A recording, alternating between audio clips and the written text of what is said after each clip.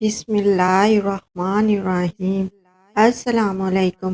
اربوں خربوں درود و سلام حضرت محمد مصطفیٰ صلی اللہ علیہ وآلہ وسلم، ان کی اولاد، ان کی آل پر اللہ تعالیٰ مغفرت فرمائے، آپ کی، میری اور تمام امت کے مسلمانوں کی، اور قیامت کے دن اپنے ٹھنڈے عرش کا سایہ نصیب فرمائے، آمین۔ محترم ناظرین، آج کی اس ویڈیو میں ہم جانیں گے کہ حکیم لقمان نے اپنے بیٹے کو کون کون سی نصیحتیں کی، اور حکیم لقمان کے بیٹے نے ایسی عورت سے شادی کر لی جس کے پاس سہاگ رات میں جو بھی شہر جاتا وہ مر جاتا۔ ناظرین گرامی، بہت سی روایات میں ملتا ہے کہ حضرت داؤد علیہ السلام کے دور میں حکیم لقمان بھی تھے جنہیں اللہ تعالیٰ نے علم و حکمت سے نوازا تھا، بلکہ بعض لوگوں نے حکیم لقمان کو نبی کہا ہے کہ وہ اللہ کے پیغمبر تھے اور حکمت بھی رکھتے تھے، لیکن زیادہ تر مفسرین کا ماننا ہے کہ وہ نبی نہیں تھے، محض اللہ نے انہیں علم و حکمت سے نواز رکھا تھا۔ مروی ہے کہ ان کی حکمت سے حضرت داؤد علیہ السلام کو بہت فائدے پہنچے۔ ناظرین، حضرت لقمان نے اپنے فرزند جن کا نام انم تھا چند نصیحتیں فرمائی جن کا ذکر قرآن مجید کی سورۃ لقمان میں ہے۔ ناظرین گرامی، جب بھی حکیم لقمان کا بیٹا تجارت پر سفر کرنے کے لیے جاتا تو پہلے حکیم لقمان سے اجازت مانگتا کہ ابا جان، میں تجارت کے سفر پر جانا چاہتا ہوں۔ تب حکیم لقمان اپنے بیٹے کو چند نصیحتیں فرمائی کہ جہاں بھی جاؤ ان باتوں پر عمل کرتے رہنا، اور پھر فرمایا کہ جب سفر کی تیاری کر لو تو جانے سے پہلے میرے پاس ہوتے جانا کہ میں تمہاری رہبری اور رہنمائی کے لیے تمہیں کچھ باتیں بتانی ہیں۔ لہٰذا حکم کے مطابق حضرت لقمان کا بیٹا جب سفر کا سامان باندھ چکا تو دوبارہ اپنے والد یعنی کہ حکیم لقمان کی خدمت میں حاضر ہوا۔ تب لقمان کہنے لگے، اے بیٹا، جب سفر پر جاؤ گے تو راستے میں ایک میدان پاؤ گے۔ اس میدان میں ایک چشمہ ہے جس کا پانی نہایت ٹھنڈا اور شیریں ہے۔ اس کے کنارے ایک درخت ہے جس کی چھاؤں گھنی اور فرحت بخش ہے، لیکن خبردار اس درخت کے سائے تلے ہرگز نہ بیٹھنا، اور اللہ تم کو اس سے محفوظ رکھے۔ اور وہاں پر تمہیں ایک بوڑھا شخص ملے گا جو عمر میں اس درخت کے برابر ہے، پھر جیسا وہ تم کو کہے اس کی بات لازمی مان لینا۔ اور دوسری بات یہ ہے کہ جب آگے جاؤ گے تو فلاں گاؤں میں جانا، وہ لوگ میرے دوست ہیں اور تم کو اپنے گھر لے جائیں گے، اور اس گاؤں میں ایک عورت ہے نہایت حسین و جمیل اور مالدار، بس تم کو وہ اس عورت سے بیاہ دینا چاہیں گے لیکن ہرگز قبول نہ کرنا، اور خدا تمہیں ان سے اپنی پناہ میں رکھے۔ اور تیسری بات یہ ہے کہ ایک شخص فلاں نامی اور فلاں شہر میں رہتا ہے، ایک مدت ہوئی مجھ سے قرض لے کر گیا ہے، بس اس سے وہ قرض وصول کر لینا، اور خبردار رات کو وہاں نہ ٹھہرنا، اور یہ تمام نصیحتیں یاد رکھنا، اور اب جاؤ، میں تمہیں اللہ کے سپرد کیا۔ لہٰذا وہ اپنے باپ کی بتائی گئی باتوں کو تسلیم کر کے سفر پر نکلا۔ جب اس میدان میں پہنچا جس کے بارے میں اس کے باپ نے نصیحت کی تھی، اس کے کنارے ایک چشمہ پانی کا پایا، اس کا پانی نہایت شیریں شفاف، اور اس چشمے کے کنارے ایک درخت پایا جس کے سائے تلے ایک شخص بزرگ کامل بیٹھا ہوا تھا، مارے گرمی اور پیاس کے چاہتا تھا کہ اس چشمے سے پانی پیے اور اس درخت کے سائے تلے دم بھر کے لیے آرام کرے، لیکن اسی وقت اسے اپنے باپ کی نصیحت یاد آئی تو وہاں سے قدم آگے بڑھانے لگا۔ تب اس بزرگ نے جو درخت کے نیچے بیٹھا تھا پکارا، اے لڑکے، کہاں جاؤ گے؟ ایسی دھوپ میں اور سخت گرمی پڑ رہی ہے، بس اس چشمے کا ٹھنڈا پانی پیو اور ذرا چھاؤں کے تلے دم لے لو، میرے پاس آ کر بیٹھو۔ لڑکا بولا، ہرگز نہیں بیٹھوں گا، میرے باپ نے مجھے منع کیا ہے اس درخت کے سائے میں بیٹھنے سے۔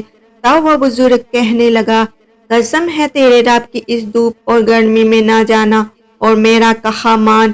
یہ بات سنتے ہی لڑکے کو باپ کی بات یاد آئی کہ وہ بزرگ تجھے جیسا کہیں ان کا کہنا مان لینا۔ جب لڑکے نے اس بزرگ کا کہنا مانا اور اس کے خلاف قدم نہ اٹھایا، سلام کر کے بیٹھ گیا، چشمے سے ٹھنڈا پانی پیا اور تھوڑی دیر آرام کے لیے لیٹ گیا، اور سو گیا۔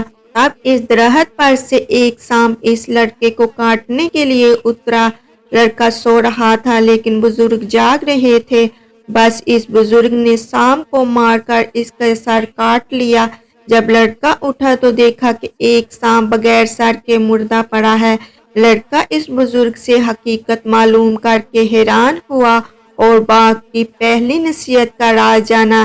اس کے بعد لڑکا وہاں سے اٹھا اور اپنا سامان سفر باندھا اور اس بزرگ کو سلام کر کے جانے کی اجازت طلب کی۔ اب بزرگ آدمی نے پوچھا، تم کہاں کے سفر کا ارادہ رکھتے ہو؟ لڑکے نے کہا، فلاں گاؤں میں جا رہا ہوں کہ وہاں میرے باپ کے دوست ہیں۔ بزرگ نے کہا، اگر تم کہو تو میں بھی تمہارے ساتھ چلوں۔ لڑکے نے کہا، بہت اچھا، آپ بھی چلیے۔ تو دونوں اس گاؤں میں گئے جہاں کا ارادہ تھا۔ پہنچے تو وہاں کے لوگوں نے ان سے پوچھا کہ تم کون ہو اور کہاں سے آئے ہو؟ تو لڑکے نے کہا، میں حکیم لقمان کا بیٹا ہوں اور تجارت کی غرض سے آیا ہوں۔ تب گاؤں کے لوگ انہیں نہایت تعظیم و تکریم سے اپنے گھر لے گئے اور انہیں کھانا کھلایا اور ہر روز مہمانداری کرنے لگے۔ تب ایک دن کہنے لگے، اے لڑکے، ہماری قوم میں ایک عورت نہایت خوبصورت، نیک بخت، مالدار اور حسب و نسب میں بہت اعلیٰ ہے۔ ہم چاہتے ہیں کہ تم سے اس کا نکاح کر دیں۔ یہ بات تمہارے لیے اچھی ہوگی کہ مال و دولت خوب لگے گی۔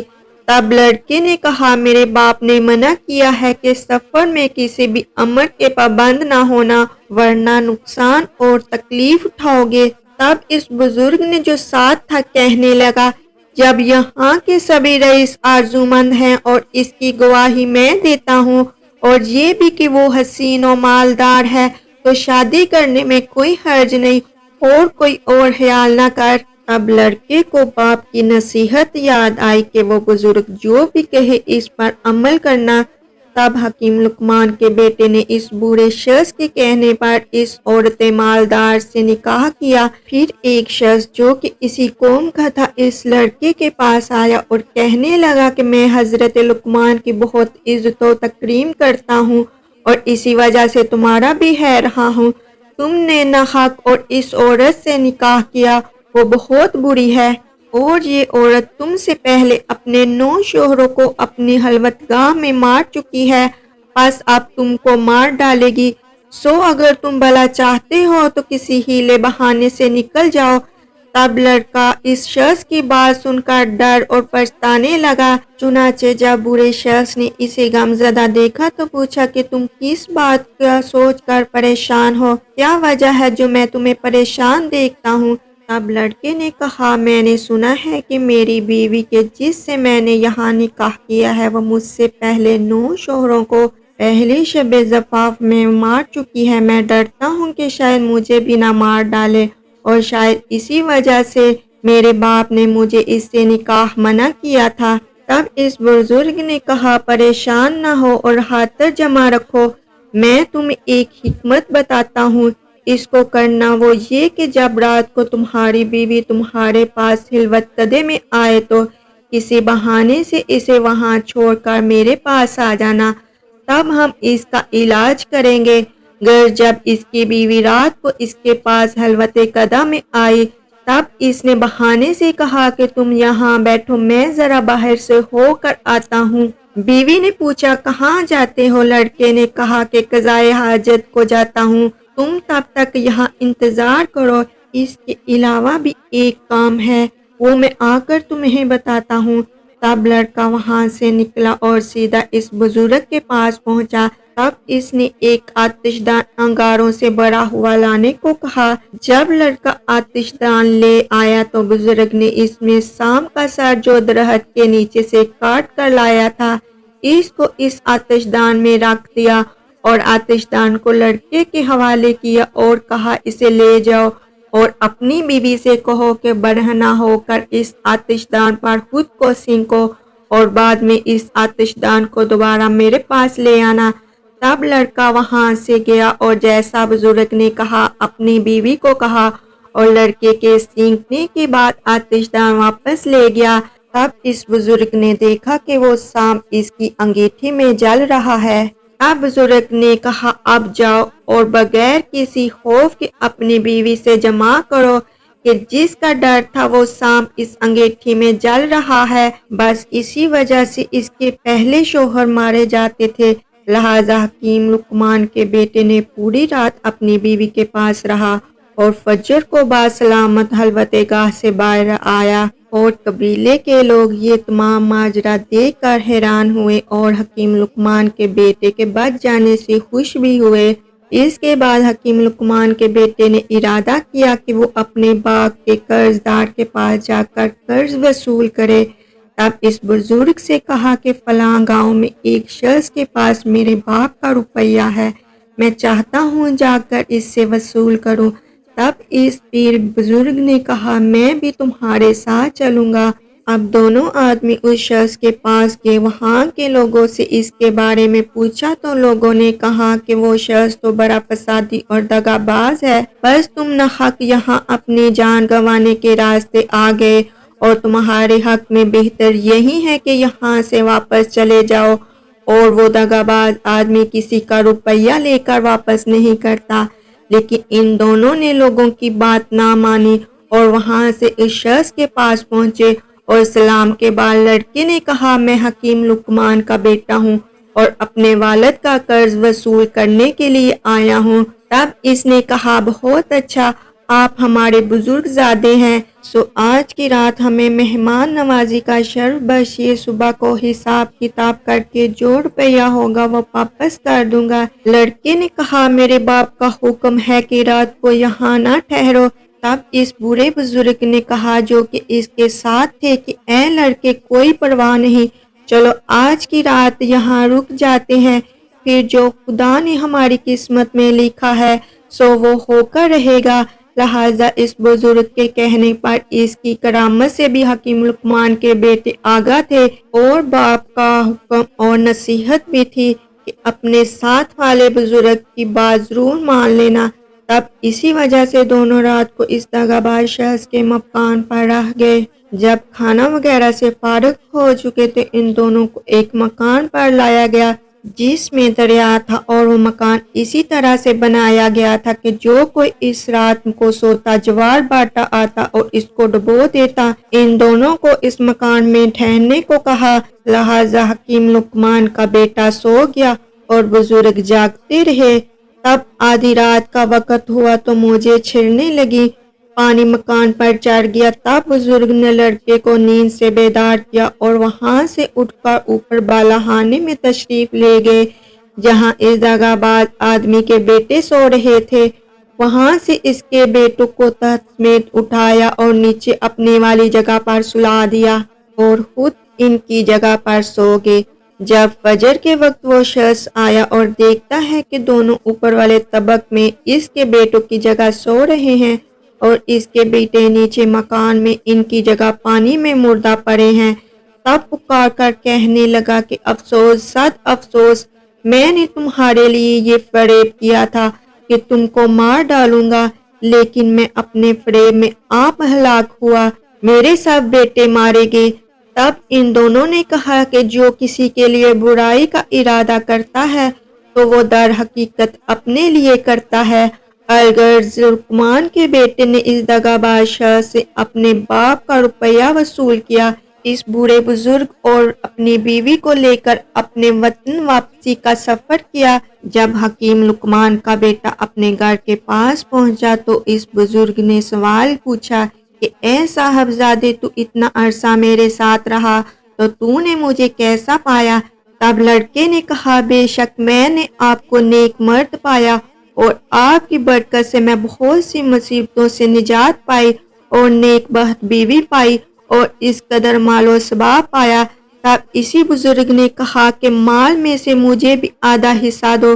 تب لڑکے نے کہا آپ اپنی مرضی سے لے لو، جتنا حصہ چاہیے۔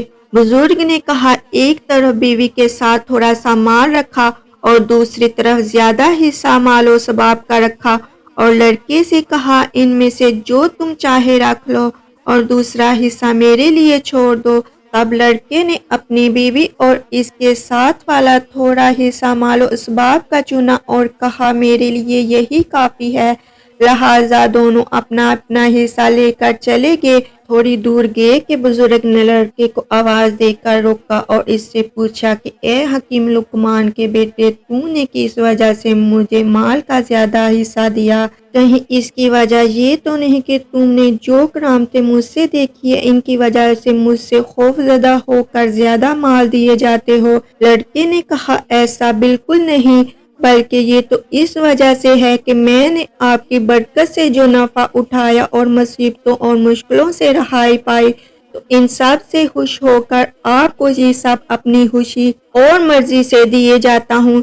تو بزرگ نے کہا اے لڑکے، تمہاری نیک نیتی اور اعلیٰ ظرفی و اخلاق سے میں بہت خوش ہوں، اور یہ سب مال و ثواب بھی تم ہی لیتے جاؤ، بھلا ہمارے اس دنیاوی مال و ثواب سے کیا کام؟ لڑکے نے پوچھا کہ آپ کون ہیں اور کس وجہ سے میرے ساتھ رہے؟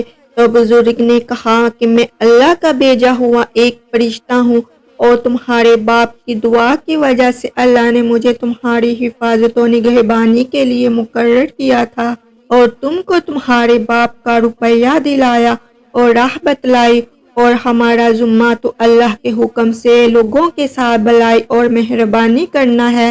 آج تم سے رخصت چاہتا ہوں اور تم بھی اپنے گھر جاؤ۔